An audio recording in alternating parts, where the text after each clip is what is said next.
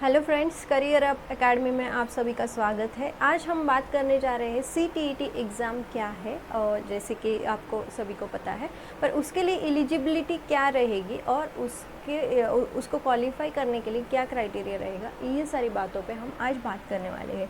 सो CTET की eligibility criteria क्या रहेगा, उसका क्वालिफिकेशन एंड उसके लिए कुछ एज लिमिट सेट है क्या, ये सारी बातें हम इस वीडियो में आज डिटेल में देखने वाले हैं।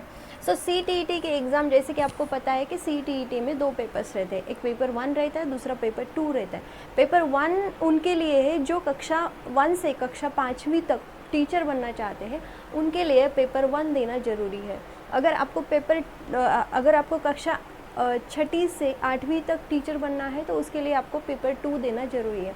अभी यही पेपर 1 और पेपर 2 के लिए क्या सेट क्राइटेरिया है वो यहाँ पे हम देखने वाले हैं। सो फर्स्ट ऑफ ऑल हम देखेंगे कि candidates applying as a teacher for the classes 1st to 5th in the primary schools must check the CTET qualification for the paper 1। उसके लिए उनको क्या ज़रूरी है, तो graduation with at least 50% marks and bachelor of education, that means B.Ed होना ज़रूरी है एंड ग्रेजुएशन होना ज़रूरी है। ग्रेजुएशन में आपको एटलीस्ट 50% मार्क्स होना चाहिए। तो ये एक, अगर आपकी एक डिग्री होगी आपके पास, कोई बैचलर्स की डिग्री, और आपको बैचलर ऑफ एजुकेशन होगा, मतलब B.Ed कंप्लीट होगा, तो आप पेपर 1 के लिए अप्लाई कर सकते हो। सेकंड, सीनियर सेकेंडरी आपका अगर एजुकेशन हुआ है with the at least 50% marks and passed और appearing in the final year of the 2 years of the diploma in education. अगर डिप्लोमा इन एजुकेशन मतलब B.Ed के सेकेंड ईयर में हो और ऑलरेडी आपका जो है फाइनल ईयर चल रहा है, मतलब सेकेंड ईयर में हो या फाइनल ईयर चल रहा है, तो वो कैंडिडेट्स जो है वो यहाँ पे अप्लाई कर सकते हैं। अभी यहाँ पे कौन सा बोला है उन्होंने, डिप्लोमा इन एजुकेशन, और उसके पहले आपको और क्या चाहिए, सीनियर सेकेंडरी जो स्कूल है उसको एटलीस्ट 50% मार्क्स होना ज़रूरी है, ठीक है। Then senior secondary school it is equivalent with the at least 50% marks होना जरूरी है एंड पासिंग और appearing in the final year of the 4 years bachelor of elementary education, that means BEIED ऐसे बोलते हैं हम एजुकेशंस को। अगर उसका 4 years का डिप्लोमा ये डिग्री चल रही है, वो फाइनल ईयर में है, तो वो यहाँ पे अप्लाई कर सकते हैं। वो कैंडिडेट पेपर 1 के लिए अप्लाई कर सकते हैं।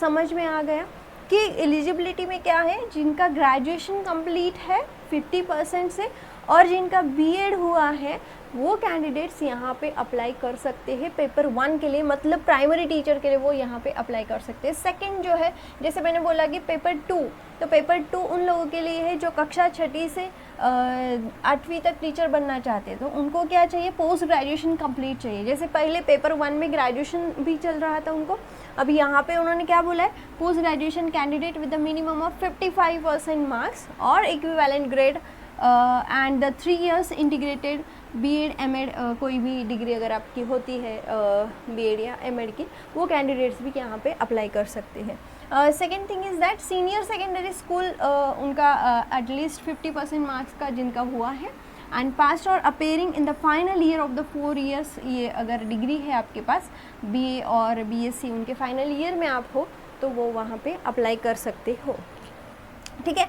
That means in simple way हम हिंदी में ऐसे बोल सकते हैं कि संशोधित CBSE CTET पात्रता मानदंड के अनुसार उम्मीदवार जिन्होंने न्यूनतम मतलब कम से कम 55% अंकों के साथ पोस्ट ग्रेजुएशन किया है किसी भी विषय में, या समकक्ष ग्रेड के साथ साथ 3 वर्षीय B.Ed और M.Ed पूरा किया हुआ है, मतलब इंटीग्रेटेड अगर जिसने B.Ed और M.Ed पूरा किया हुआ है, वो जो है वो TET परीक्षा में शामिल हो सकते हैं, मतलब सेंट्रल TET परीक्षा दे सकते हैं।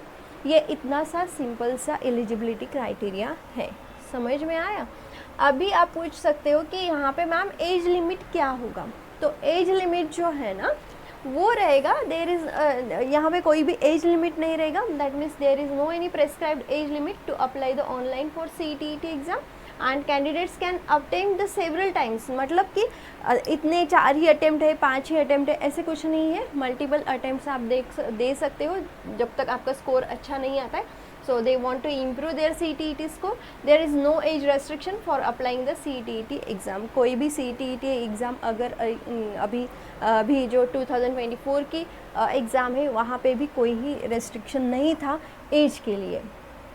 एंड इन दिस वे यहाँ पे हमने सब कुछ डिस्कस किया है कि एलिजिबिलिटी क्राइटेरिया क्या है और एज लिमिट क्या है. इसके साथ ही हम देखेंगे कि क्वालिफाइंग क्राइटेरिया क्या है. अभी जैसे पेपर पैटर्न तो हमने देखा है कि 150 MCQs का पेपर रहता है और ईच क्वेश्चन इज़ फॉर, ये तो हो गए questions, each question is for 1 marks. That means the 150 marks का पेपर रहता है आपका और कितने टाइम के लिए, 2.5 घंटे के लिए ये पेपर रहता है. तो अभी इसके लिए क्वालिफाइंग, मिनिमम क्वालिफाइंग मार्क्स क्या होने चाहिए. तो अगर आप ओपन कैटेगरी में हो तो आपको 60%, दैट मीन्स 90 मार्क्स होने ज़रूरी है. Out of what, out of 150, above 90%, 90 marks अगर आपके होते हैं तो आप यहाँ पे this marks is for the qualifying marks, minimum qualifying marks है. और अब अगर आप कैटेगरी में हो तो 82 मार्क्स, 82 या 82 से अबो मार्क्स अगर आपको होते हैं, मिलते हैं तो आप जो है वो क्वालिफाइंग के अंडर आते हैं. These are the minimum marks. Paper 1 के लिए मिनिमम कितने मार्क्स चाहिए क्वालिफाइंग के लिए, 90 मार्क्स. और पेपर 2 के लिए कितने चाहिए, सॉरी कैटेगरीज़ के लिए कितने चाहिए, तो 82 मार्क्स आपको होने जरूरी. पेपर 1 और पेपर 2 के लिए सेम ही क्राइटेरिया रहेगा. होप सो आपको ये मेरा वीडियो पसंद आया होगा. जो अगर आपको ये मेरा वीडियो अच्छा लगता है तो please like, share and subscribe करना मत भूलिएगा. Thank you so much.